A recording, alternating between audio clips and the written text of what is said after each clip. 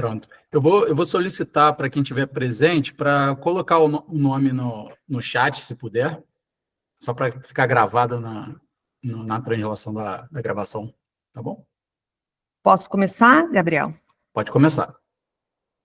Então, boa tarde a todos. A gente está, então, iniciando essa capacitação para gestores municipais sobre a política estadual de recursos hídricos e a sua articulação com as políticas locais, especificamente municipais. Gabriel, você consegue? Não consigo passar por algum motivo. Não sei por quê. Adriana. Oi. Então, eu estou aqui com o nosso gerente de gestão de operacionalidade de conservação, que é o Jorge, ele que é responsável por todos os gestores, né? Ele está presente aqui na nossa reunião. Jorge, se você conseguir falar, puder dar uma palavrinha rapidinho. Bem, não queria interromper, só. Boa tarde para todos. Obrigado aí pelo convite. Estou aqui assistindo, mas para mim não está aparecendo, não. Está a tela branca. Eu vou, não sei se houve algum problema de configuração, eu vou sair e retornar. Mas para mim continua. Os demais estão vendo? Vamos ver, Jorge, bem-vindo, Jorge. Estamos vendo, sim, Adriana. perfeito. Aqui está normal. Normal, estou vendo. Vamos esperar o Jorge okay, voltar. tá normal, Vamos esperar o Jorge retornar.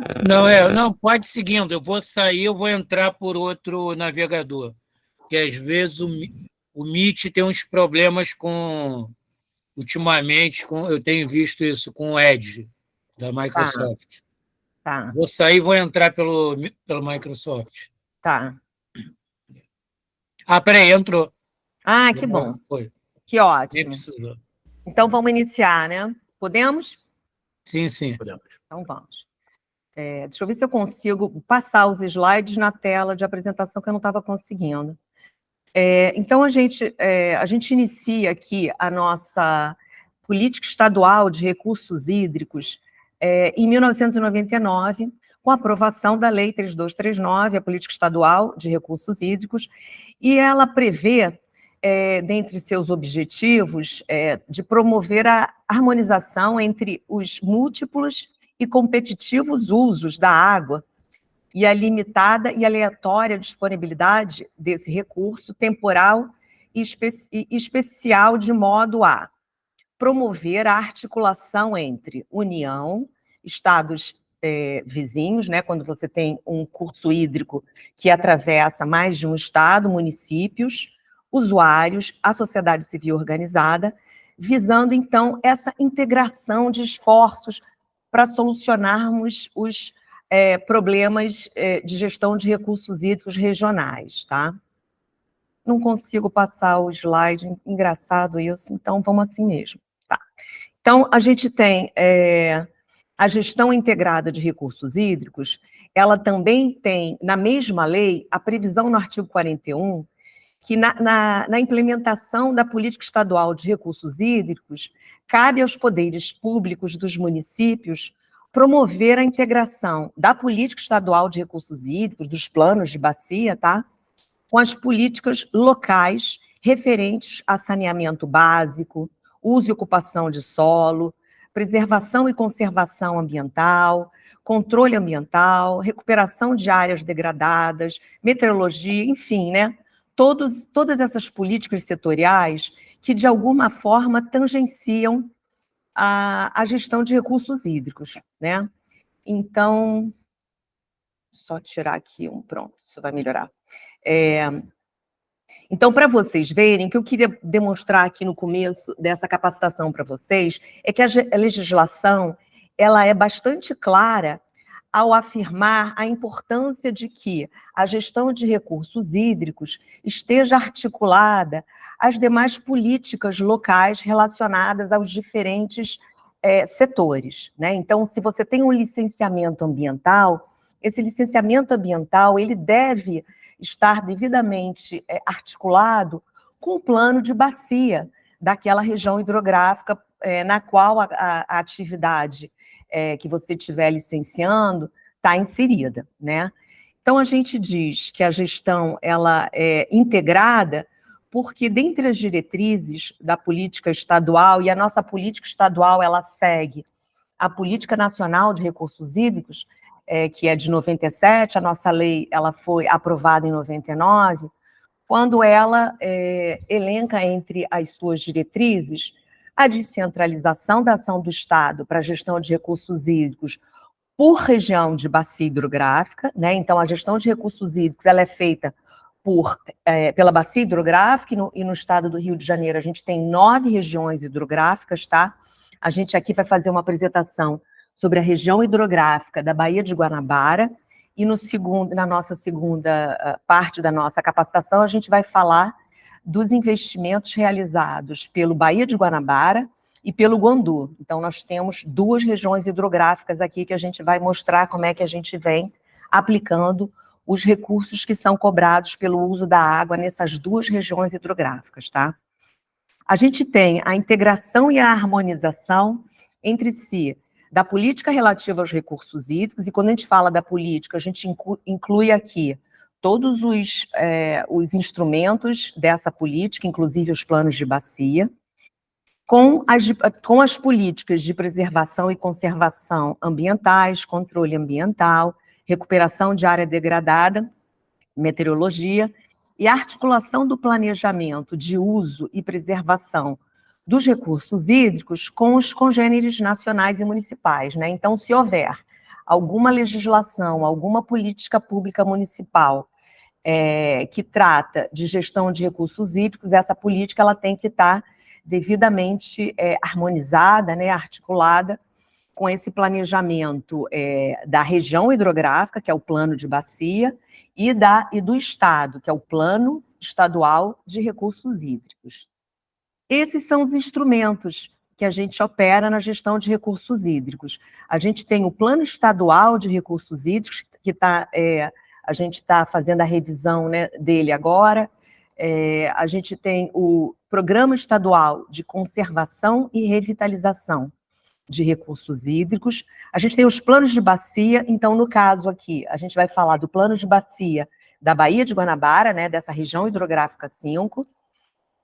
A gente tem o enquadramento dos corpos d'água em classes. Então, no caso da região hidrográfica 5, houve um enquadramento no passado, na década de 70, e a gente está num momento do Baía de Guanabara de revisão dessa classificação feita na década de 70. Então, é um momento muito importante nos próximos 10 anos da gente ter uma participação de todos os membros, inclusive desses membros, como é o caso aqui dos gestores municipais, tendo em vista que quando você classifica um curso d'água em classe especial, classe 1, classe 2, enfim, vai até classe 4, de acordo com o uso mais restritivo. Então, se a gente vier a classificar, por exemplo, a Lagoa Rodrigo de Freitas como um corpo d'água que com o uso de mergulho, né, eu quero ter um uso que é o mais restritivo de todos, eu preciso garantir que todos os demais usos daquele curso d'água, eles estejam respeitando toda a exigência que se faz em termos de qualidade da água para aquele uso mais restritivo, que seria, por exemplo, se a gente vier a deliberar nesse sentido, que a Lagoa Rodrigo de Freitas passe a ter esse uso de contato direto, tá? Que é o mergulho. A gente tem, então é importante a gente entender, né, do plano, do enquadramento, que a gente vai estar dando um destaque muito especial a esse instrumento nos próximos anos, no Baía de Guanabara. A gente tem a outorga do direito de uso dos recursos hídricos. Esse instrumento, ele é de competência do órgão ambiental estadual e ele não é delegado, né? Ele não é os convênios que o INEA faz com os municípios não contemplam esse instrumento, que é a outorga.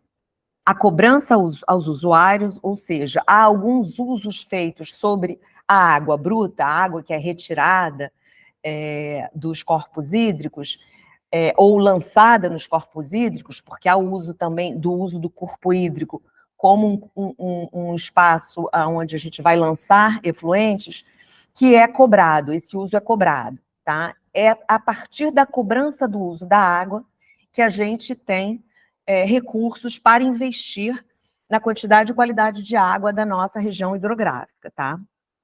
E a gente tem um sistema estadual de informações sobre recursos hídricos.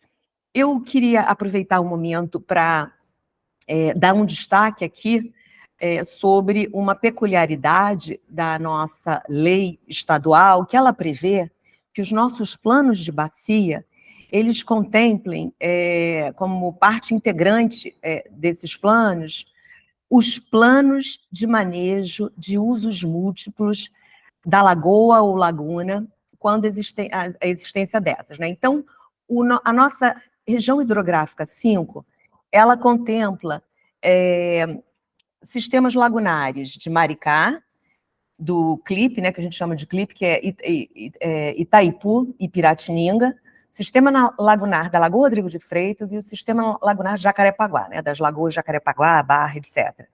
Esses sistemas, eles originalmente não foram contemplados no nosso plano de bacia, tá? Então, nessa revisão que a gente vai estar entregando esse ano, do nosso plano de bacia que foi feito em 2005, a gente está agregando a esse conteúdo, o conteúdo desses espaços de sistemas lagunares, e esse conteúdo, ele tem essa definição prevista na nossa política estadual de recursos hídricos, que são os planos de manejo de usos múltiplos da lagoa, no caso, né, Rodrigo de Freitas, Jacarepaguá, Itaipu e Piratininga, Lagoas de Maricá. Então, é interessante como o Estado do Rio de Janeiro está entregando aí pela primeira vez, pela RH5, né, pelo nosso plano de bacia, esse produto que está previsto desde 1999 na nossa política estadual de recursos hídricos. Então, é um momento interessante para a gente ver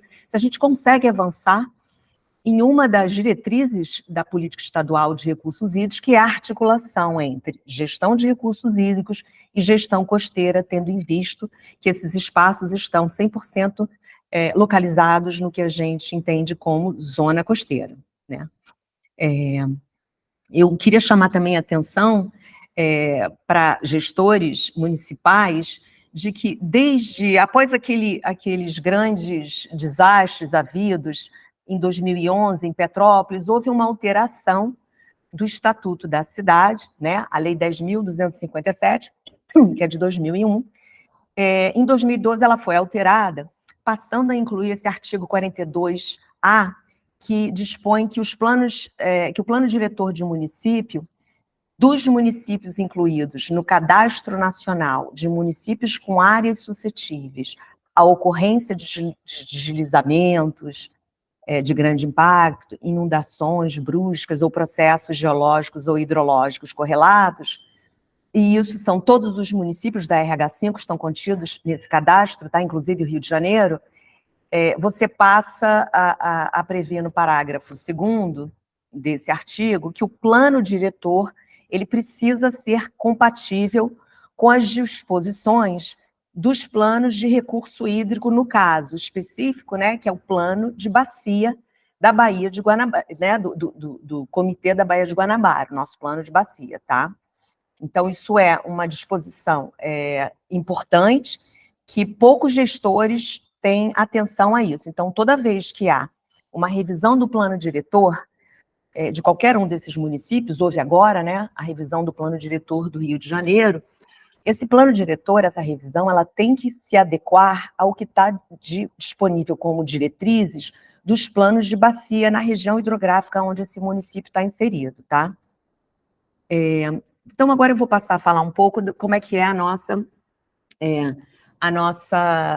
arquitetura institucional, né, do Comitê da Baía de Guanabara.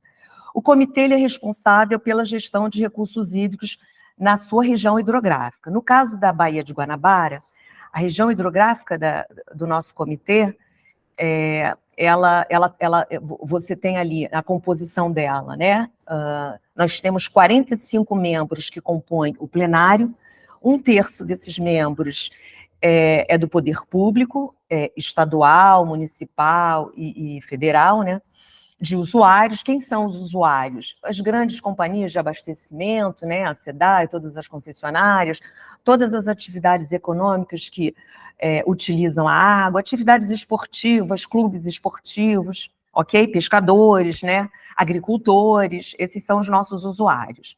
E a sociedade civil que está se ocupando especificamente sobre a gestão de recursos hídricos. A gente tem na nossa região hidrográfica 17 municípios, todos eles, né, fazem parte da região metropolitana do Rio de Janeiro, então nós sabemos que essa região, a gente tem, né, nessa região 70% da população do estado do Rio de Janeiro, são mais de 10 milhões de habitantes.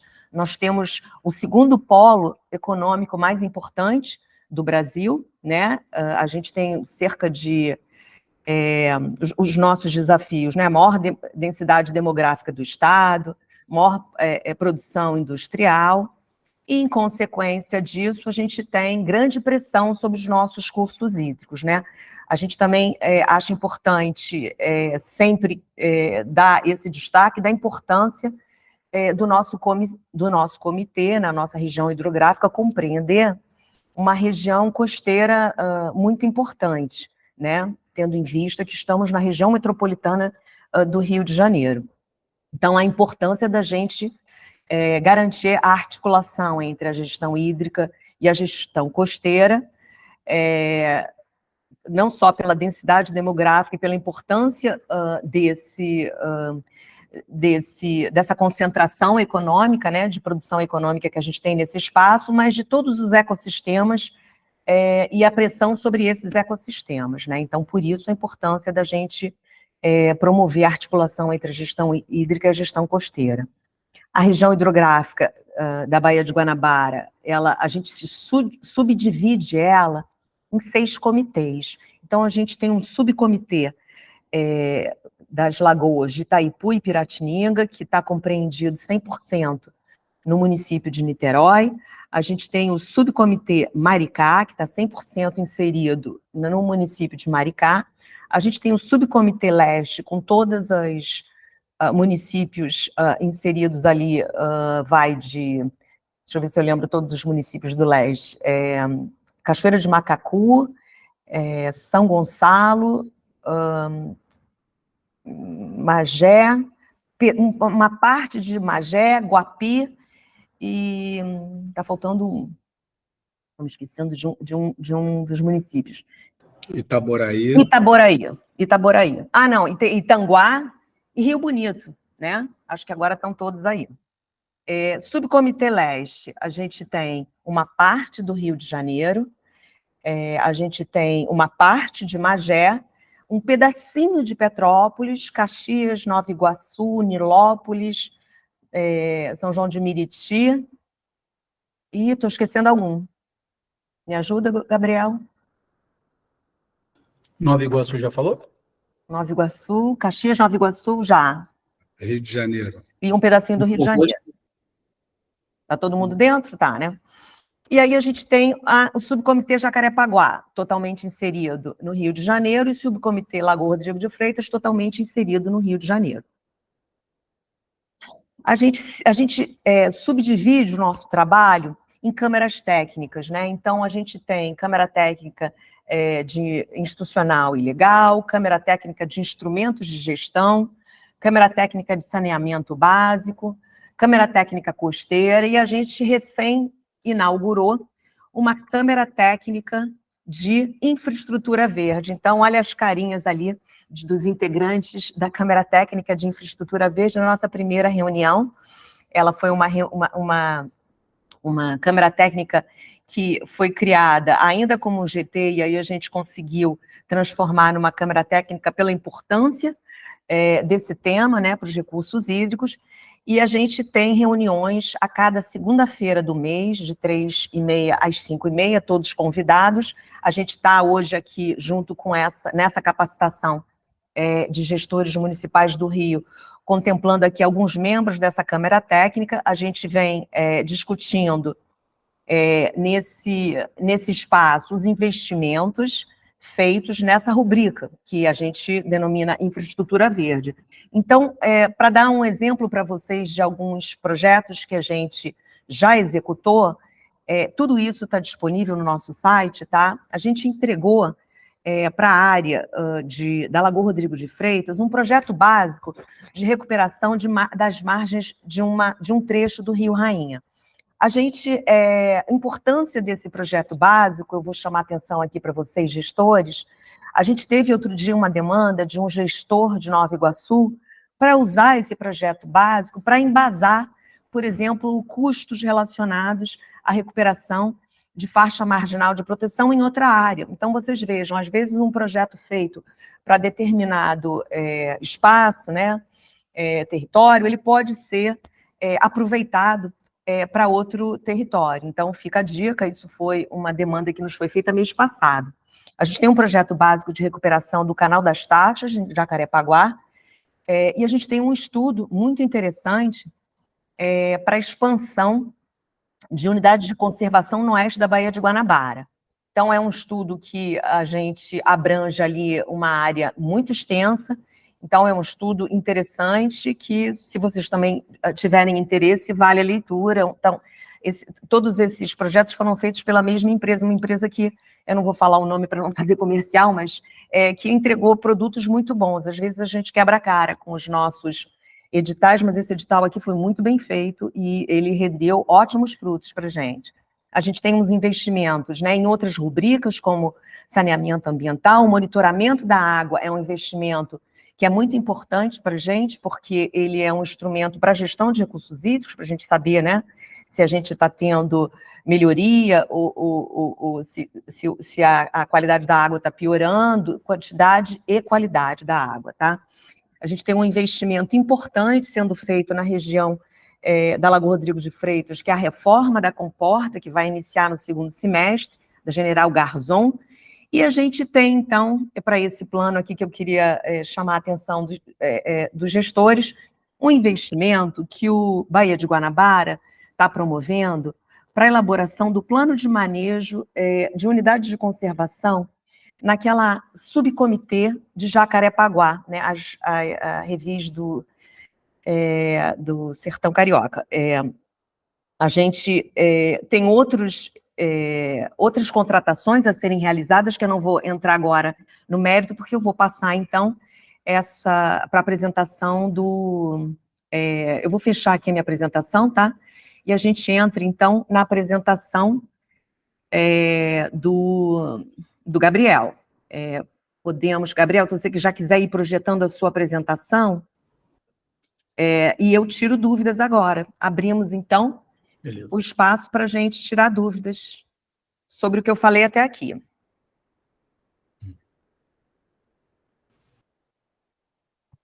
Oi, posso perguntar? Pode, claro. Tudo bom? Eu gostaria de perguntar o seguinte, dentro dessas câmaras técnicas que vocês têm, tem as subdivisões aí, né, que você falou, a parte de saneamento, são várias partes até chegar nessa última aí que você explicou. Dentro desse contexto, vocês acompanham o trabalho das concessionárias, tipo da Iguá, o funcionamento dessas elevatórias? Você tem algum contato com isso ou não? A gente tem uma câmara técnica de saneamento ambiental, sim, esse é o objeto dessa câmara técnica. E o comitê, Valéria, ele participa como membro de um comitê de monitoramento dos contratos de gestão. Então, nesse fórum, que são 4 blocos de concessão, a gente participa de 3 desses comitês, do bloco 1, do bloco 2 e do bloco 4, tá? A gente acompanha, junto com a sociedade civil, com outros membros, inclusive municípios também fazem parte desse comitê de monitoramento dos contratos de gestão, a gente acompanha os investimentos que estão previstos, né, a realização daquele contrato, da cláusula daqueles contratos. E na Câmara Técnica de Saneamento, a gente fala de todas as questões que são levadas a partir dos membros dessas câmaras técnicas ou uma demanda do plenário do comitê, tá? Então, eu não sei se ficou claro para vocês, porque eu acho que talvez eu não tenha me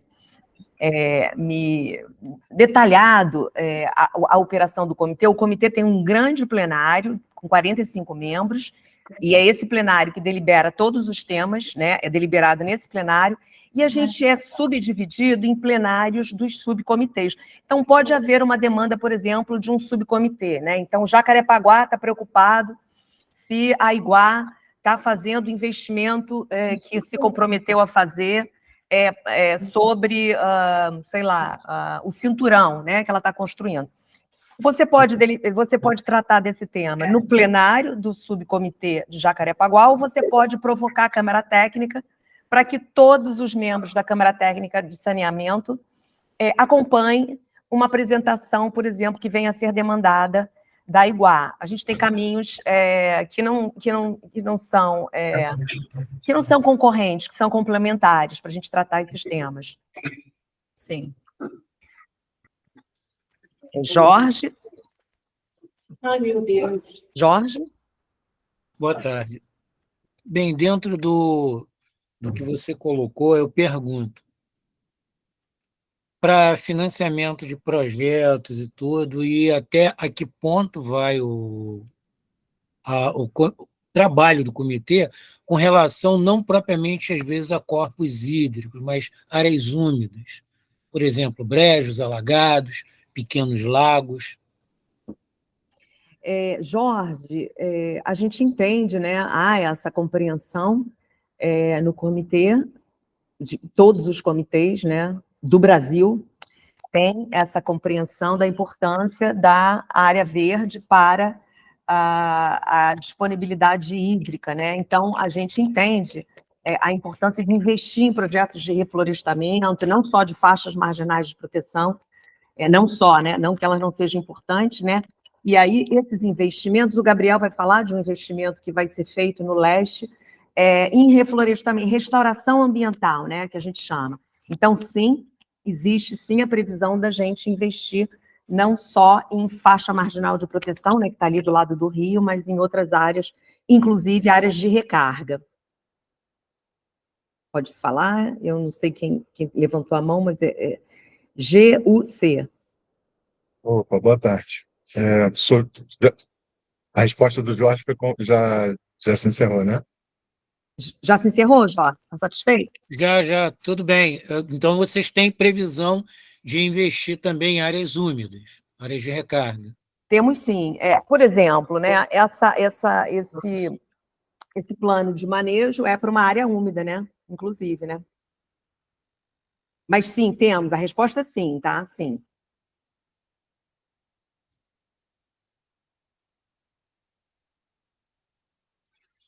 Boa tarde. Eu sou o João, eu estou na gerência de gestão de unidades de conservação aqui da Secretaria do Meio Ambiente e Clima do Rio.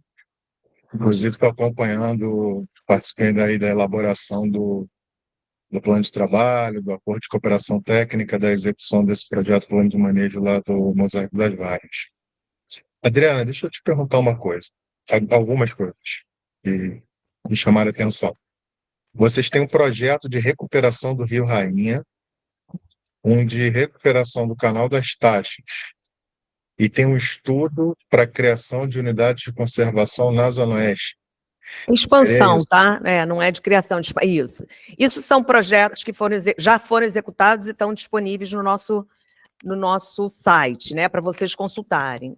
Cada um desses projetos, eles vão ter desdobramentos, né? O que eu chamei a atenção aqui é porque foi uma demanda recente de um gestor de Nova Iguaçu para usar os dados desses projetos para eles elaborarem um projeto lá em Nova Iguaçu. Tá legal. Então aí a gente consegue ter acesso a esses projetos no site. Tá tudo lá explicadinho. Tudo disponível. Vou até pôr o link aqui. Pode falar. Me chamou a atenção porque o Rio Rainha passa no Parque da Cidade, né?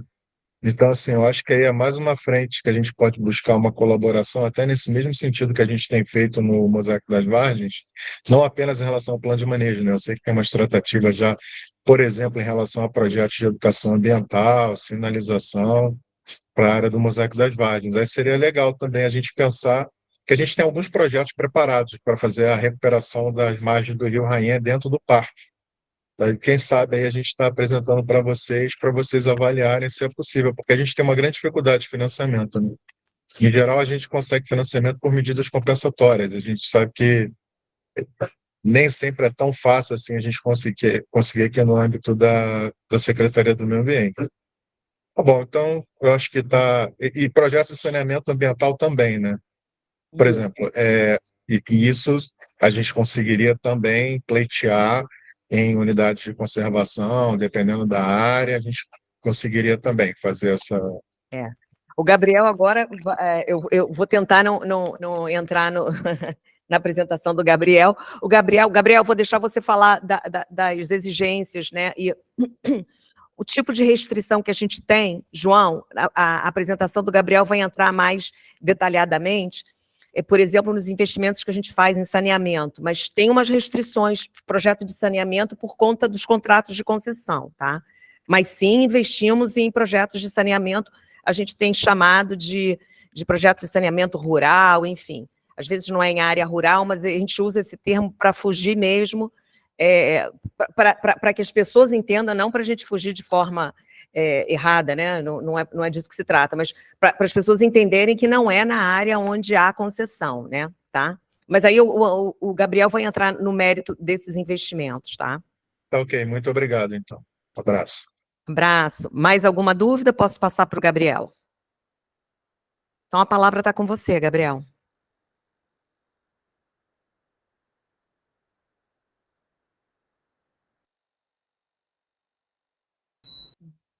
Estão me ouvindo?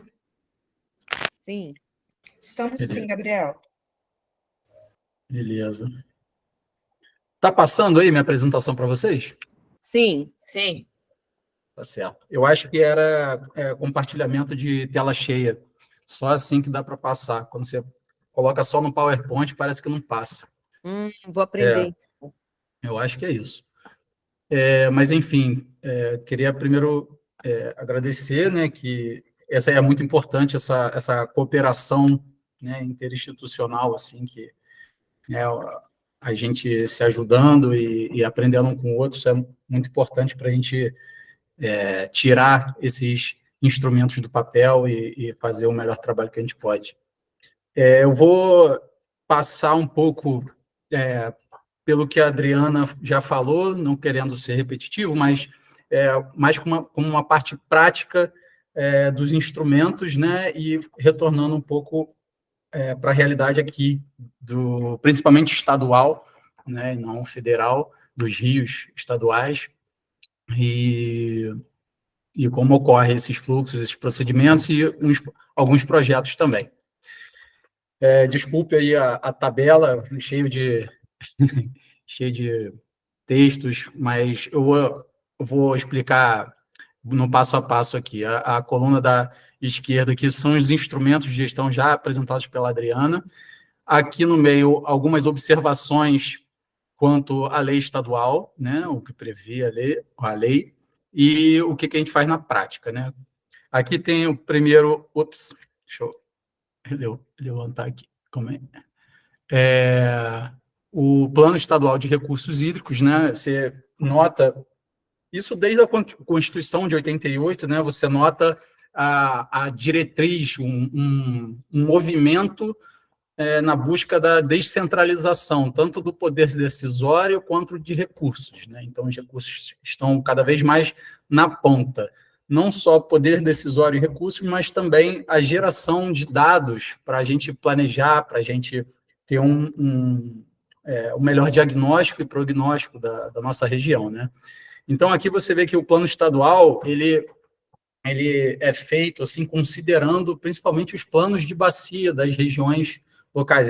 A Adriana falou, né, que aqui no Rio de Janeiro é separado em 9 regiões hidrográficas. Então, são esses 9 planos de bacia que vão compor também o plano estadual, né? Lógico que o plano também estadual vai estabelecer algumas prioridades, vamos dizer assim, né? Algumas ações de médio, de curto, de longo prazo, né? Entre esses planos de bacia. Por exemplo, um caso prático eles estão contratando o plano estadual agora e vai ter um plano de segurança hídrica, mas tem também um caderno específico para a questão da segurança hídrica no leste metropolitano, né? Que é composto pelos municípios que a Adriana falou, né? Que é Rio Bonito, Itaboraí, Guapimirim, Magé, Niterói, São Gonçalo, Tanguá. Então, como que fica estabelecido esse plano para mitigar esses riscos de desabastecimento, de estiagem, né? Então, aqui, na prática, a gente utilizou o plano que foi feito em 2014 para a gente fazer o nosso plano aqui, apesar de lá na lei prever que o plano estadual que utiliza do nosso plano aqui de bacia para também compor o plano, né? Eles utilizaram um que a gente tinha de 2005, que era o plano diretor, mas aí ele não tinha os subcomitês lagunares, né? Que a Adriana falou que são Maricá, Lagoa de Piratininga e Itaipu, Lagoa Rodrigo de Freitas e Jacarepaguá. Essas regiões não existiam no primeiro plano de 2005. Elas estão sendo atualizadas agora no plano que está em vias de aprovação ainda do comitê. O Prohidro, que nada mais que é um programa vamos dizer assim, de infraestrutura verde, né, do Estado. Então, a gente tem parceria com o INEA para execução de programa produtor de água e do Conexão Mata Atlântica, na parte leste da RH5.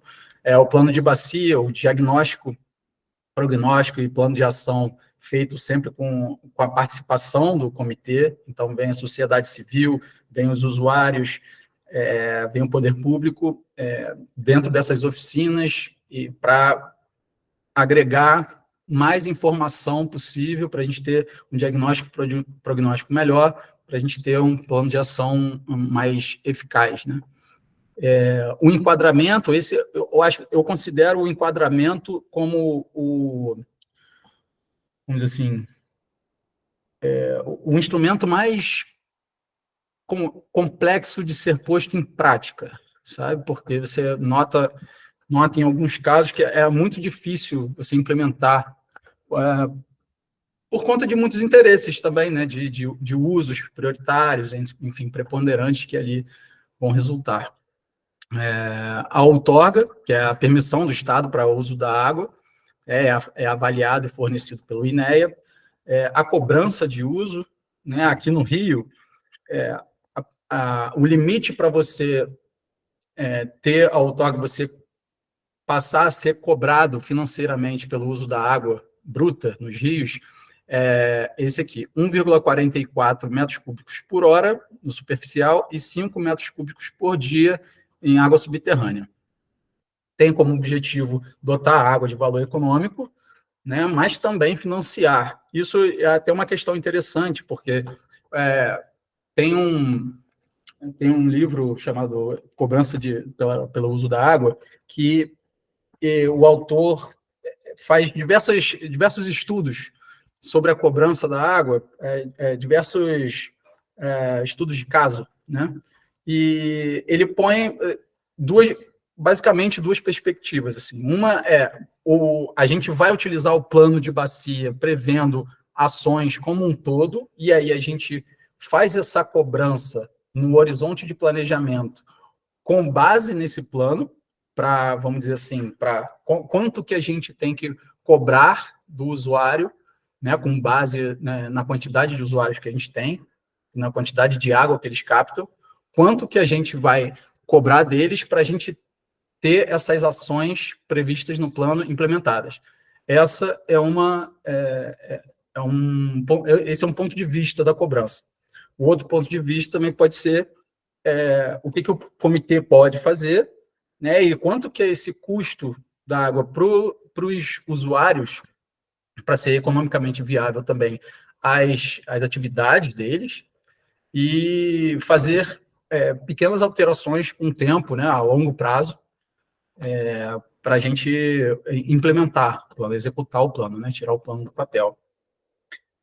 O sistema de informações estadual é também um instrumento, e esse sistema de informações ele é dividido em alguns sistemas de informação. Por exemplo, o CNAR o CNAR é o Cadastro Nacional de Usuários de Recursos Hídricos.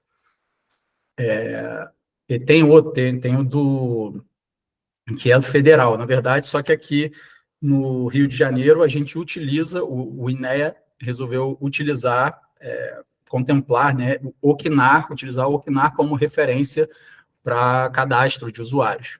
Tá? Alguns estados estabeleceram, o São Paulo, por exemplo, e Rio Grande do Sul, eles têm um próprio sistema de cadastro, só que eles enviam também esse cadastro de usuários para o governo federal para fazer o agregado, né, do país todo. Só que aqui a gente já utiliza diretamente o CNAR. E tem o GeoINEA também, o MP Mapas, o SIGA-BG, que a gente tem aqui para o comitê. Enfim, são diversas bases de dados que auxiliam também na tomada de decisão. Aqui eu coloquei um fluxo de procedimentos, implementação desses instrumentos para ter uma lógica. Eu tentei fazer uma lógica linear aqui, mas, na verdade, esse processo é cíclico e periódico, né? Eu vou começar aqui com os usuários, né? Porque quando você vai captar água, você tem que se cadastrar para ver se naquele rio que você está captando, se a vazão que você vai captar está dentro do limite outorgável ali, que aqui no Rio de Janeiro a gente utiliza aqui 95, né?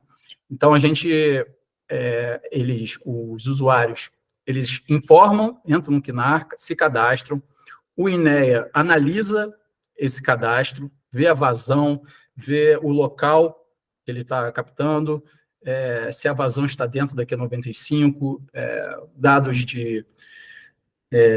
do empreendimento, né, a finalidade, etc. Então, ele avalia, autoriza ou não, né? No caso, autorizando, eles passam a ser cobrados.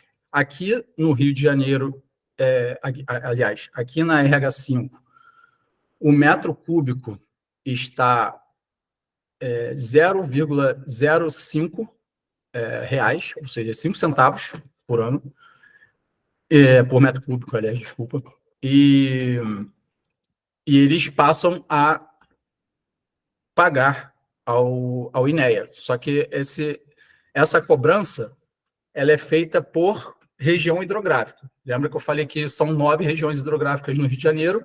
Existe um fundo que administra esse recurso, que é o Fundri, né, o Fundo de Recursos Hídricos.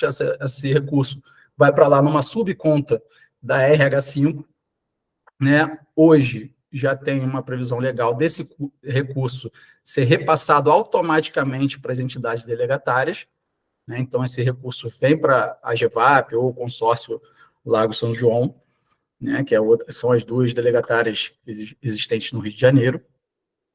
E, a partir dessa cobrança aqui, desse recurso, a gente contrata o plano de bacia, né? Que vai subsidiar também o plano estadual aqui, né? A partir do plano de bacia, a gente estabelece diretrizes para o enquadramento, a gente utiliza vamos dizer, diretrizes do programa do Prohidro, né, de revitalização, a gente prevê ações, atividades, né, de revitalização de recursos hídricos dentro do plano, né, dentro do plano estadual e dentro do plano de bacia, e estabelece ações de curto, médio e longo prazo, como saneamento, enfim, e essas ações aqui elencadas vão retornar para cá, influenciando também os usuários, etc., o quanto vai ser cobrado. Então, é um pouco cíclico e interdependente, né? Sendo que eu coloquei aqui o sistema de informação com uma certa centralidade, porque ele vamos dizer, enriquecido, né?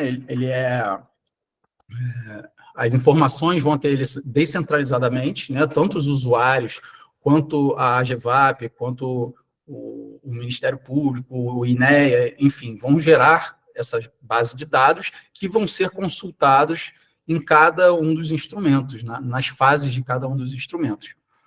Então, esse é mais ou menos um desenho, né? Aqui, entrando mais na prática do Comitê da Baía de Guanabara, né, a gente tem o plano de recursos hídricos que tem um horizonte mais longo, né, de 20, 25 anos.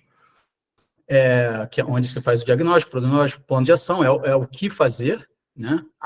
Dentro desse contexto, isso é até interessante, que eu lembro que eu estava no INEA a partir de 2016 até 2019, ali, a gente teve muita reunião com a Agência Nacional de Águas, e eles falavam que já tinham um diagnóstico, assim, né, que os planos não saíam do papel.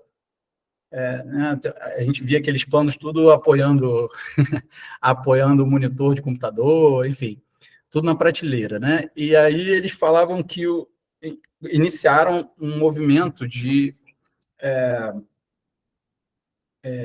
que todos os contratos de plano de bacia deveriam ter um manual operativo, o como fazer, os fluxos, quem é responsável pelo quê, você vai mandar uma carta para o INEA, vai influenciar alguma decisão, o que se tem que contratar, até quando, por meio de que instrumento. Então, a gente tem esse manual operativo do plano. Então, a gente tem esse instrumento também.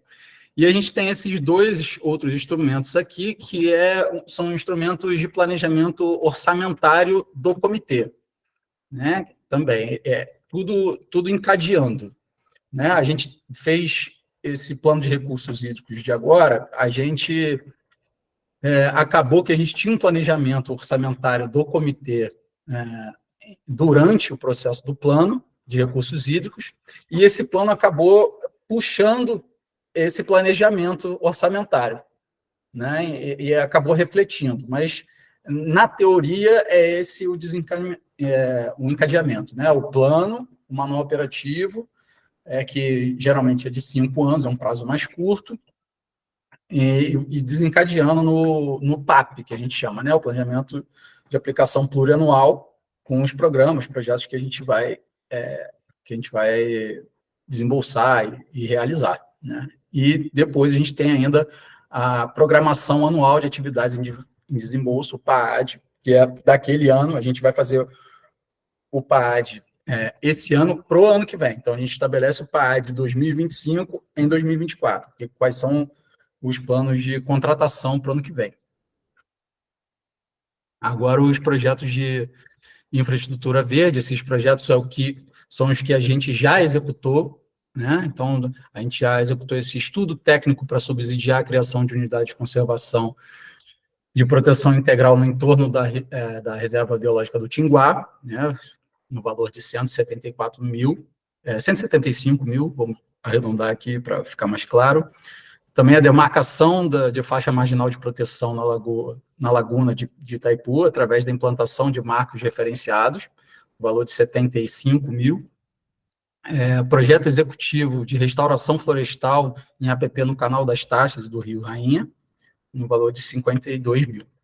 Todos esses projetos estão lá nesse link aqui, comitêbahiadeguanabara.org.br, na faixa de infraestrutura verde.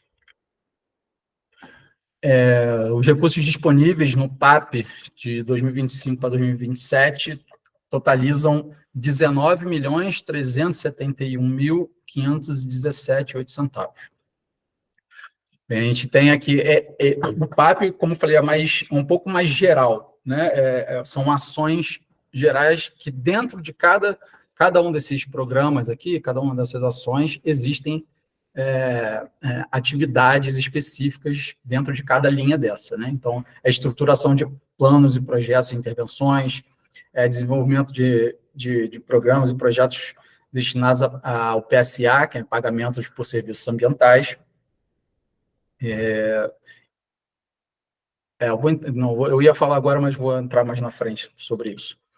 E desenvolvimento de estudos, elaboração de propostas de criação de áreas sujeitas à restrição de uso ou unidades especiais de gestão, né, para cada um desses valores, para cada ano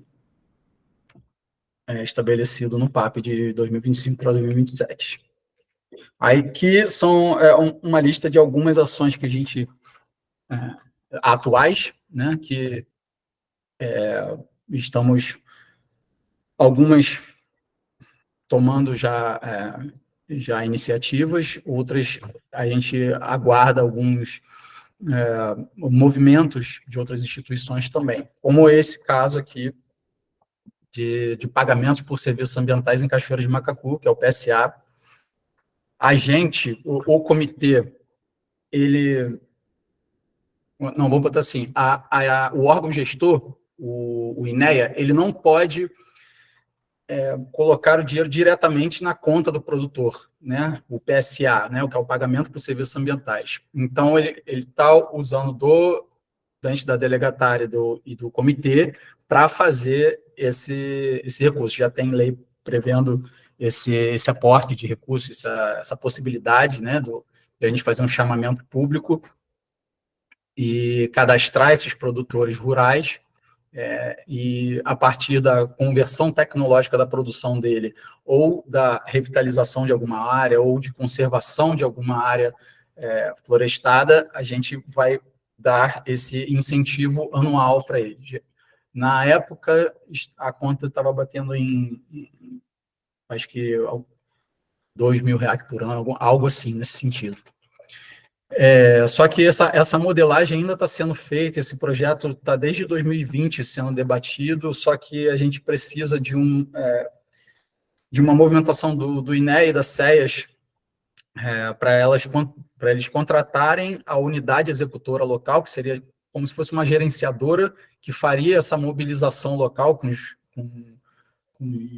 produtores rurais ali de Cachoeira de Macacu, Guapimirim, parte leste, né, da RH5, e a gente entraria com edital depois de chamamento público para fazer esse cadastro desse pessoal que o INEA mapeou, né? Já tem as áreas específicas, as subbacias e microbacias priorizadas, enfim, hierarquizadas por parte deles. Então, a princípio já estaria tudo certo. A gente não teve resposta até hoje sobre como é que está esse projeto, né? Mas o valor total dele, deliberado pelo comitê, é R$ 1.800.000. Aqui a elaboração dos planos de manejo do Sertão Carioca e da Revis, na área do subcomitê de Jacarepaguá, no valor total de 420 mil. Ele é a elaboração, né, desse plano de manejo, e aqui um breve histórico, né, de como está esse projeto. 16 de abril foi enviado para a Secretaria de Meio Ambiente o teor da minuta de ACT, plano de trabalho, e a ata que aprovou o projeto na plenária do CDHBG, para tramitação interna na Prefeitura do Rio. 24 de abril, o termo de referência foi enviado para análise do jurídico da GEVAP. Em 25 de junho, foi encaminhada a documentação da GEVAP para a Secretaria de Meio Ambiente.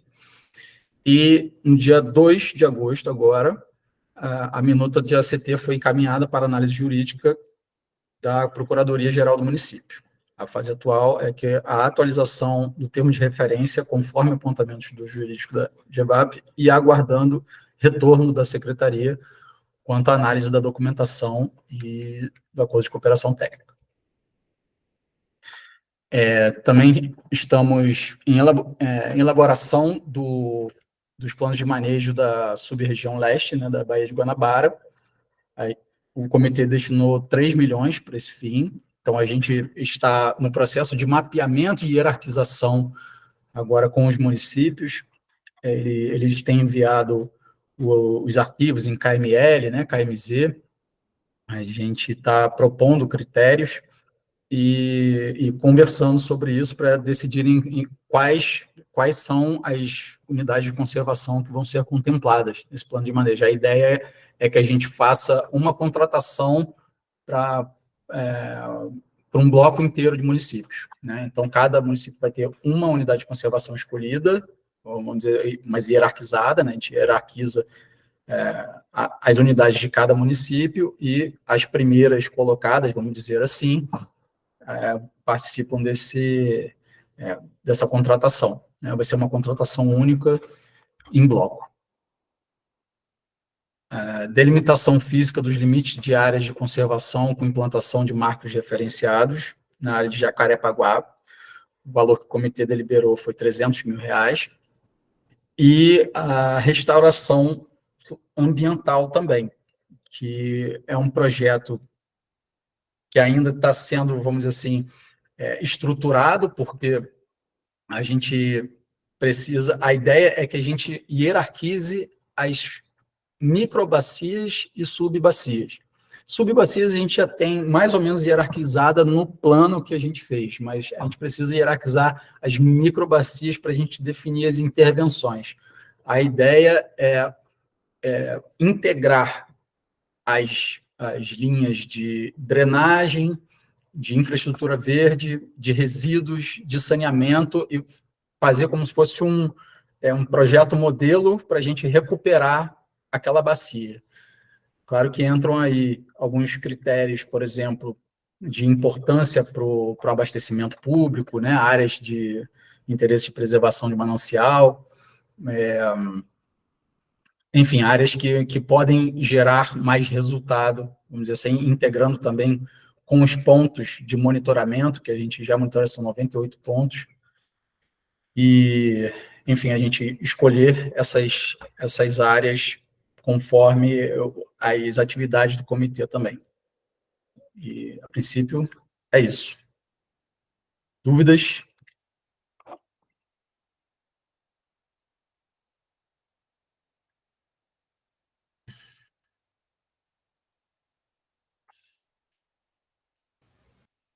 Gabriel, Sim. deixa eu te perguntar uma coisa. Nesse link que vocês colocaram aí, a gente consegue ter acesso a esse projeto aí de recuperação do canal das taxas na íntegra? Acho que está lá. Acho que está lá, sim. No site. Uhum. Que impacta diretamente aqui, né? Tudo que acontece lá no canal, como ele perpassa a Lagoinha, né? E acaba se unindo lá à Lagoa de Marapendi, acaba tudo que acontece no canal reflete diretamente nessas 2 unidades de conservação, né? Tanto no Chico Mendes e no corpo hídrico, no caso a Lagoinha, como lá em Marapendi também. E a gente tem sofrido bastante aqui, né? Com problema de saneamento. A Iguá vem fazendo algumas ações, mas o que eu vejo aqui, inclusive participei recentemente de uma reunião com eles, tal, que foram as instalações dos coletores de tempo seco. Isso daí é muito pouco, é muito ínfimo diante daquilo que a gente realmente precisa. Entendeu? A gente, assim, não há uma previsão, pelo menos nos últimos fóruns aí ligados à educação, ligado ao meio ambiente que a gente participou aqui na nossa região, não há uma previsão, né, de tipo, uma dragagem, nada que o valha na Lagoinha, né? E isso que a Iguá fez é muito pouco, e a gente tem aporte de efluente diariamente e 24 horas, e isso me preocupa muito, e a gente não consegue um equilíbrio aqui, né, na Lagoinha. Basta você analisar os índices que vocês mesmos disponibilizam aí no site, que a gente consegue ver que a água não está melhorando. Não há uma melhoria na qualidade da água, né? No IQA. Você olha lá os parâmetros e você vê que não está melhorando. Valéria, Adriana aqui falando.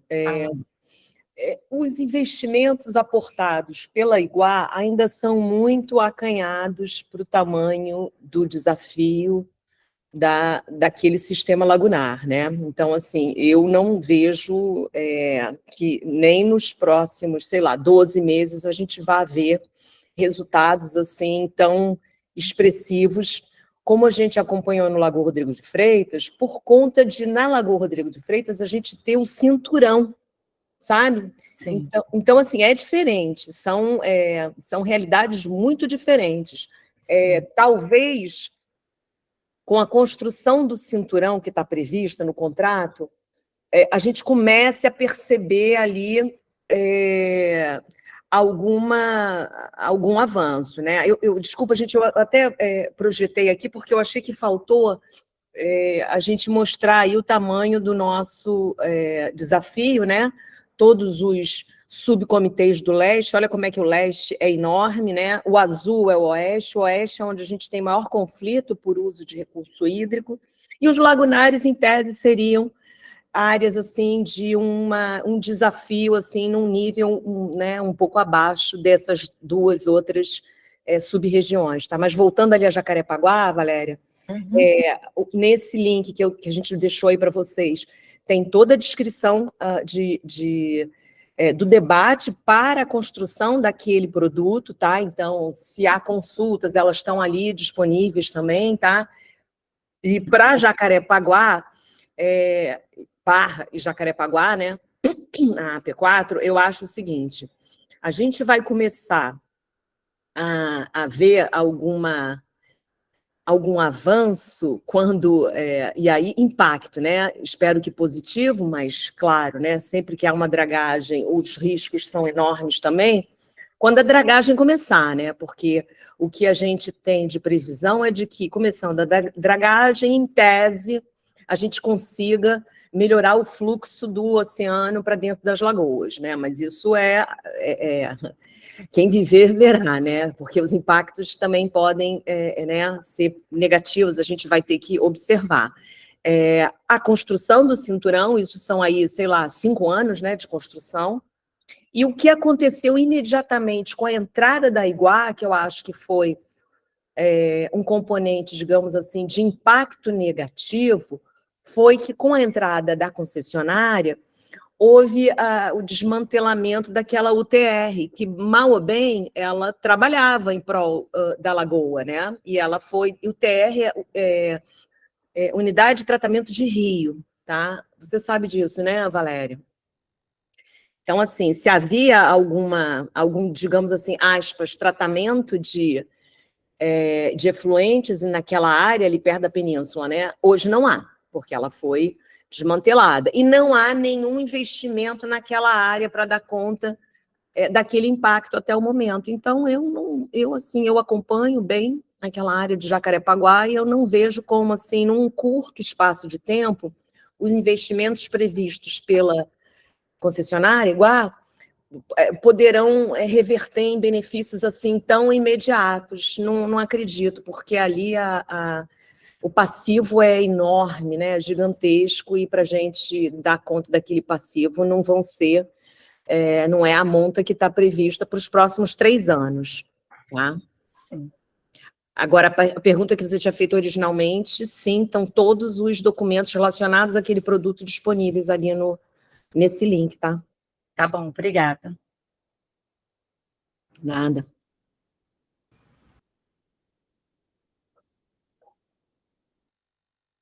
Gabriel, eu acho que você acabou que na sua apresentação você também não respondeu aquela pergunta, onde é que a gente pode investir em saneamento, né? Era bom esclarecer isso. Você quer falar? Posso falar sim. Essas regiões que a gente pode ou não investir, o que a gente tem de informação, né? A gente também era uma dúvida nossa, né, institucional, assim, até onde a gente pode ir, até onde de responsabilidade das concessionárias. Alguns municípios têm a própria empresa que a responsabilidade dela é o território municipal como um todo, como é o caso de Niterói, por exemplo. A Águas de Niterói é responsável por todo o saneamento, a gente não pôde investir lá. E dentro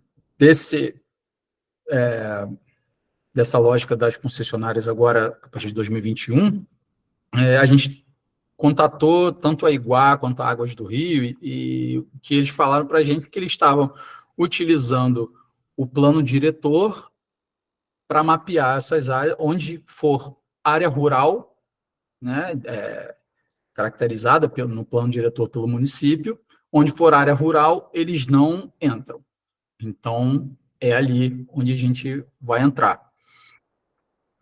A princípio, nem todos os municípios estão totalmente mapeado isso, sabe? Então, mas a gente tem utilizado principalmente áreas mais de cabeceira, assim, né? Áreas mais a montante, vamos dizer assim, áreas bem rurais. Tanguá tem muita área rural, Cachoeira de Macacu, Rio Bonito, Itaboraí tem muita, Guapimirim, Magé, enfim, Nova Iguaçu também, mais lá para cima, né? Mais a montante. e Duque de Caxias também. No Rio de Janeiro, o que aconteceu? Todo município do Rio de Janeiro, ele é classificado como urbano. A gente falou, pô, a gente não pode investir, porque é tudo urbano. Só que a gente teve uma reunião com um subcomitê de Jacarepaguá, e me falha a memória aqui quem foi exatamente que falou, mas deu uma dica, assim, procura áreas quilombolas, né, do município. E aí a gente foi procurar Astrogilda e uma outra, eu não me lembro exatamente o nome da outra, mas são duas áreas quilombolas e é na reserva de Grumari. São 3 áreas da área de Jacarepaguá que a gente vai poder fazer esse aporte de recursos, e para ali está destinado 1 milhão e meio, mais ou menos, 1,3 milhão de reais para investir em saneamento rural.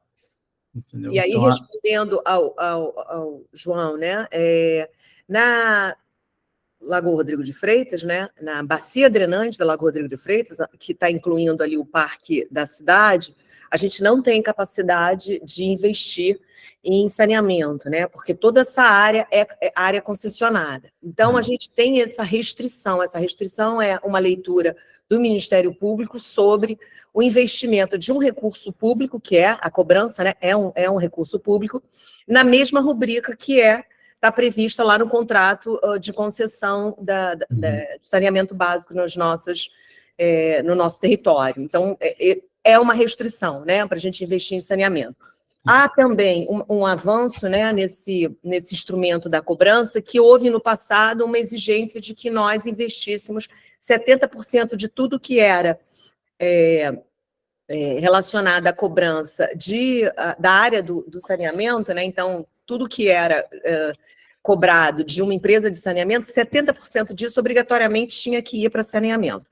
Não mais, a gente não tem mais essa exigência a partir dos contratos de concessão, e até por isso, aquela cara de alegria da nossa primeira reunião da CT de Infraestrutura Verde, que a gente vai, por conta disso, ter mais recurso disponível para a gente investir em áreas verdes, né, em infraestrutura verde. Então, isso é uma notícia boa para os nossos gestores aqui, mas a gente sabe, né, da importância da gente investir em saneamento, inclusive para áreas verdes, né? Ali no parque da cidade, eu conheço bem, é o quintal da minha casa, a gente tem, né, problema de esgoto ali, né? Mas ali a gente não vai poder investir em esgoto, né, em tratamento, coleta e tratamento de efluente.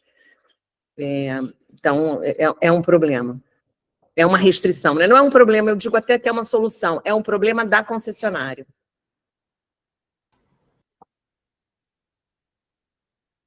isso está previsto tanto no contrato de concessão quanto no caderno de encargos dele, né, que ele fala explicitamente áreas urbanas e periurbanas. Ele não fala áreas rurais, né, ele exclui áreas rurais. E a gente tem um entendimento do Ministério Público da capital também, que quando você descreve como meta a universalização do serviço, essa universalização ela avança para todas as áreas da cidade, inclusive de favelas e comunidades, né? As favelas e as comunidades também fazem parte do universo e devem ser alcançadas pelos contratos de concessão. Então, favela da Rocinha, que é um desafio gigantesco, a gente não pode investir porque faz parte do contrato de concessão da Águas do Rio, né? Então, isso foi num primeiro momento que as concessionárias entraram. Houve uma certa dúvida quanto ao avanço da universalização, mas já houve uma recomendação do Ministério Público nesse sentido, né, que universalização é em todas as áreas, né, o que não for área rural.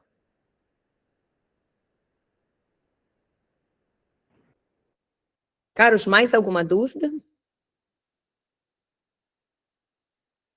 Acho que a gente pode, então, fechar, né? Nosso Pedro, como é que foi essa primeira capacitação? Primeira de muitas, né? A gente deu conta do recado?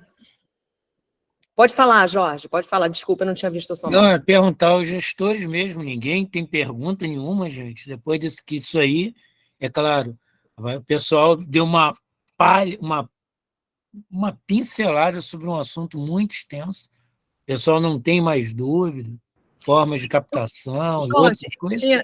eu tenho até uma provocação para fazer aqui, Pedro, que é o seguinte: a gente vai começar na segunda.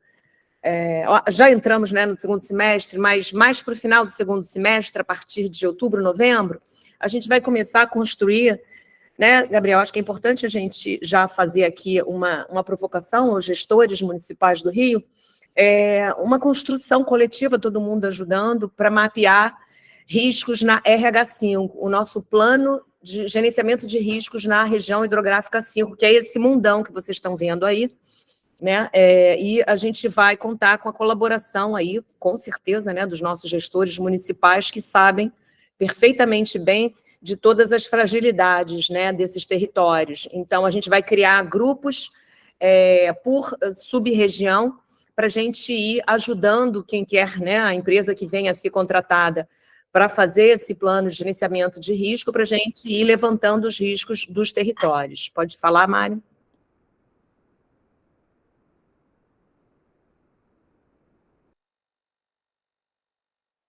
Mário, o microfone está desligado, Mário. A gente não está te escutando.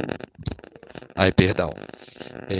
Adriana, será que haveria alguma possibilidade também, Gabriel, pudesse nos ajudar, quanto ao monitoramento do corpo hídrico, né, quanto à qualidade das águas que hoje passa ali por dentro do Parque da Cidade, o Rio Rainha, que, como a Adriana sabe, né, a gente tem um problema de lançamento de esgoto de, pelo menos, acho que 2 ou 3 casas.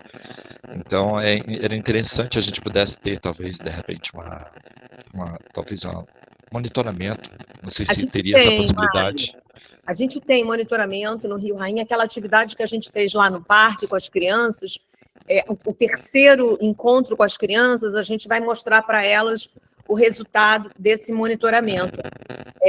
A gente tem, eu vou colocar aqui também o link, tá, gente, dos relatórios, onde é que vocês podem acessar os relatórios do monitoramento da qualidade e quantidade de água que a gente faz. Está disponível no site também, tá? Joia, joia. Porque o pessoal tem ali, por exemplo, a piscina em Marajoara. O pessoal às vezes utiliza ali, toma banho e tudo mais.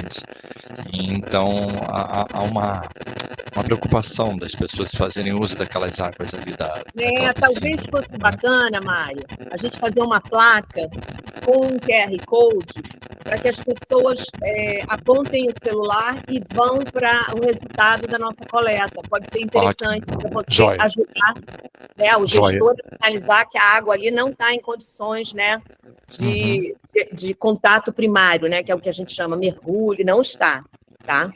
Ótimo, ótimo. Seria muito bom, então.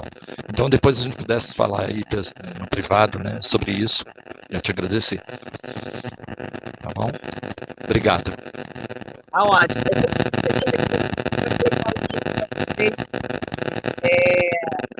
Deixa eu tirar aqui o som que está ruim, Mário. O link para vocês acessarem também os resultados, ali estão os relatórios, tá? Dessas campanhas de monitoramento da qualidade de água que a gente faz em toda a RH5. Mário, agora eu acho que é Mara. Pode falar, Mara. Salve, pessoal. Você estava falando sobre a questão da Rocinha, né? Não só do parque da cidade, que é um problema grande, que seria um problema da concessionária. Acho que é uma questão para a concessionária resolver, não seria nem a questão de problema, mas de solucionar a questão. O que eu quero saber é o seguinte: há alguma possibilidade, mesmo que mínima, de haver um acordo de colaboração da gente com a concessionária para tratar dessa questão do esgoto na Rocinha, porque aquilo ali é realmente uma questão imensa, né? Eu entendo que não. Sabe por quê, Mara? É bem complexo. Eu entendo que não, mas eu posso estar enganada, né? Eu vou dar meu palpite aqui pelo que eu estou acompanhando no comitê de acompanhamento, né, de monitoramento dos contratos de concessão. qualquer investimento que venha a ser feito no território da concessão implica em uma série de ponderações da Genersa. É muito complexo, porque ele influencia diretamente nas condições do contrato, tá? Então, um contrato de concessão tem uma complexidade enorme, e se você investe na área da concessão, isso pode ter que gerar alteração ali, eles chamam do equilíbrio econômico do contrato, em tarifas, enfim. Tá? Então, eu considero que é um desafio burocrático, sabe? A parte toda de direito administrativo relacionada ali àquele contrato, ao serviço que foi contratado, as condições que estão ali naquele contrato, dispostas para aquele serviço. Você dá qualquer microalteração naquele equilíbrio financeiro que está previsto, é muito complexo para a gente se meter nisso, sabe, Mara? Apesar da gente achar muito importante fazer o saneamento da Rocinha, óbvio que todo mundo acha, o desafio em termos de você alterar cláusulas contratuais é grande, tá? Então, pela minha experiência de tudo que a gente contrata por aqui, né, Gabriel, é tudo tão difícil sem essas amarras, com essas amarras fica quase impossível, né? Todas as nossas contratações, elas seguem o rito da nova legislação, que inclusive mudou recentemente, então todo mundo está esbarrando, todo mundo que eu digo, todas as instituições com as quais a gente trabalha também estão esbarrando, né, nas dificuldades de você ter uma nova legislação. Então, a gente que contratou recentemente com a Prefeitura do Rio essa cooperação para fazer a reforma da General Garzon foi um longo percurso de 1 ano e muitos meses para a gente conseguir assinar esse contrato agora, tá? Então, assim, se você tem uma complexidade ainda maior de um contrato de concessão, acho que inviabiliza, sabe, Mara, em termos, assim, legais, de todo o arcabouço que está previsto, ele, infelizmente, ele vai impor aí uma série de desafios que eu acho que a gente não vai conseguir sucesso, não.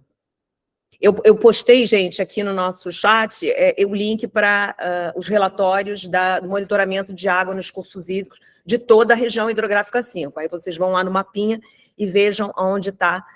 Valéria, a gente monitora o canal das taxas, tá? A gente tem alguns pontos de monitoramento aí em Jacarepaguá também. Sim, a gente tem lá dentro do parque, ao lado do deck, que é o J8. Eu tenho, na verdade, 3 pontos, né? Que é o J7, que é em cima ali da Ponte da Gilca, J8, que é dentro da Lagoinha, e o J9, que é na Ponte do Jacaré. Então, eu tenho esses 3 pontos, eu sempre acompanho, vou fazendo as observações lá, tal. É por isso que eu me preocupo, porque eu não estou vendo a melhoria e vejo esgoto o tempo todo dentro do parque, dentro da lagoa, e aquela outra parte aí que não é contemplada quase com nada, né? A parte que mais nos afeta, que é a parte da comunidade, ali da Vila Amizade, né? Que é a parte ali após a Gilca Machado. Ali a gente realmente teria que ter um projeto voltado para aquela parte ali. Eu acho que ali, quando o cinturão for implementado, vai fazer uma grande diferença. Aliás, eu acho que esse ponto onde você está vai sentir uma grande diferença antes do resto das lagoas, do sistema, tá? Eu acho que a tua ponta vai ser muito beneficiada pelos investimentos previstos para o cinturão, tá? Porque vamos torcer, estamos na torcida. Vamos torcer. Vamos trabalhar. Tá bom. Gestores, então gestoras, a gente pode fechar por aqui. Mário, sua mão ainda está levantada. Você ainda tem alguma dúvida? Então, fechamos por aqui, 1h30 de capacitação. Não, Adriana, tá ok, tá ok, obrigado. Obrigada, Mário. Pedro, você quer fazer alguma consideração final? Sim, claro, eu queria agradecer a presença de todos aqui, né? E deixando claro que as reuniões dos comitês são abertas ao público, quem quiser participar, né, Adriano? Tanto a plenária, as câmaras técnicas podem participar, que hoje a gente vai estar enviando o link, porque não tem esse poder deliberativo, mas qualquer opinião pode surtir efeito e causar na questão de voto, né? Convido a todos a participarem, olharem lá qual é o subcomitê de sua respectiva unidade de conservação e participar das reuniões. Eu acho que foi uma excelente uma apresentação, né? E obrigado. E eu acredito que vai ter muito mais capacitações, porque isso aí é uma pontinha de iceberg, né? A gestão de recursos hídricos tem muito mais. Questão da cobrança, como que funciona o repasse, as coisas do tipo, né? O preço público unitário, que é o PPU, né? E entre outras coisas. Enfim, agradeço a presença, essa colaboração da GEVAP, e obrigado por isso mesmo. E lembrando que a gente está num momento, né, de composição da nova plenária do comitê, das novas plenárias dos subcomitês, então a gente conta com a presença de vocês aí nos subcomitês na área que vocês atuam, e no plenário do comitêzão, e na Câmara Técnica de Infraestrutura Verde, que é minha Câmara Técnica do coração. Tá bem? Então, boa tarde a todos. Jorge, quer falar, Jorge? Sim, só... Desculpa, mas me veio agora uma dúvida rápida. Quando um corpo hídrico, no caso um lago, ele é considerado, ele é oficializado como corpo hídrico por um subcomitê, ele, no caso, ele ganha algum status especial dentro do comitê? A gente... Todos os corpos hídricos na região hidrográfica da Baía de Guanabara, que é aquele mapão, né, que eu mostrei, são 17 municípios, eles todos têm status 5 estrelas. Né? O que vai acontecer durante os próximos 2, 3, 4 anos é que a gente vai selecionar alguns corpos hídricos que têm mais pressão, atividades econômicas, opressão urbana, para a gente classificar ele, né? Qual é o uso preponderante desse corpo hídrico. Né? Isso tudo que eu estou contando aqui se chama enquadramento. Para a gente aí, a partir dessa classificação, a gente passar a fazer investimentos para que aquele corpo hídrico atinja o nível necessário para aquele uso que a gente definiu para ele, que é o uso que exige uma melhor qualidade de água. Fora isso, os corpos hídricos são todos 5 estrelas, eles estão todos eles têm importância, né? Então, uma área úmida, né? Um brejo, para a gente é muito importante, a gente sabe da importância de um brejo, por exemplo, né? Para a gente ter a água recarregando, né? Os nossos lençóis freáticos, por exemplo. Então, a gente não classifica rio com estrelinhas. O que a gente classifica, esse termo, né, de classificar, é um instrumento que se chama enquadramento, que a gente vai dizer qual é o uso mais exigente em termos de qualidade de água que a gente quer fazer desse corpo hídrico. A partir dessa classificação, a gente tem que tomar uma série de medidas para que esse corpo hídrico tenha uma qualidade de água boa e quantidade de água boa o suficiente para dar conta daquele uso que a gente disse que é o preponderante para ele. É assim que funciona a gestão de recursos hídricos, tá? Tudo bem. Não, é só curiosidade, porque eu participei há poucos anos atrás de um caso de uma área e, por falha técnica, não vou dizer o órgão, não citar, ele não era considerado um corpo hídrico, dizia que era artificial, mas não era, tinha todo o mapeamento histórico, a gente teve quase que entrar numa briga, uma briga quase que jurídica para provar por A mais B. Entendi. E o laudo, desculpe dizer, foi um laudo feito de gabinete. Ninguém nem investigou, nem foi ao local ver. Mas foi assim, por isso, porque aí ele foi reconhecido, saiu em ata por um subcomitê, dizendo, o corpo hídrico ele fica reconhecido oficialmente. Tá. Como um rio, né? Como um rio e não como um canal, né? Uma canaleira. Algo do tipo. Um lago e não uma cava. Coisa do tipo. Entendi a sua preocupação. Entendi. Engraçado, a gente nunca, né, Gabriel, a gente nunca se deparou com isso. Mas sim, a gente tem uma luta enorme, por exemplo, de renaturalização, né? de corpos hídricos, é um movimento que está sendo feito ali na Lagoa do Rodrigo de Freitas, por exemplo, né? Que é você pegar tentar, né? Em Niterói também tem algumas iniciativas nesse sentido, que é você renaturalizar as margens daquele rio, né? Infelizmente, as avenidas canais no Rio de Janeiro tornaram esse movimento quase impossível em algumas áreas, né? Mas até hoje ainda, apesar da luz da ciência que mostra até as tragédias que a gente vive, ainda cismo com esse negócio de avenida canal, organismos dentro de órgão público que diz que trabalha com águas, com cursos hídricos, e trabalha, não, vamos canalizar, vamos manilhar, que é essa solução, coisa que Minas que o diga há poucos anos atrás, um caso clássico. Mas, Jorge, eu acho que a cultura da impermeabilização ainda. Mas acho que ela está cedendo agora. Hoje eu vejo, sabe, não sei se é só cultura. Desculpe dizer, é chato falar isso, mas eu acho que eu vejo muito do investimento e o lucro de empresas e o lobby que elas têm sobre órgãos e tudo para poder realizar a obra. Entendi. Não, mas eu vejo agora... Elas de vez se adaptarem à nova realidade, não, elas continuam. Mas é isso, gente. Eu queria agradecer a vocês a presença aí dos gestores que acompanharam aí todo. E lembrando, o Pedro, no empenho dele, que ele vinha muito aí puxando a orelha de todo mundo, sacudindo. Não, olha lá, olha a palestra aqui. Eu queria agradecer a vocês, tá, pelo esclarecimento ao pessoal que está começando a entrar nessa área e ter uma pincelada, né, sobre a importância disso, gente. Vocês estão de parabéns, esperamos aí contar com vocês em outros encontros futuros aí. Muito obrigada a todos. Muito obrigada. Podemos fechar? Sim, uma boa tarde para todo mundo aí, gente. A gente vai se falando aí. Boa tarde, pessoal. Obrigado aí, hein? Boa tarde, pessoal. Abraço a todos. Gravação. Tchau, gente. Boa tarde. Um abraço, gente. Obrigada. Tchau.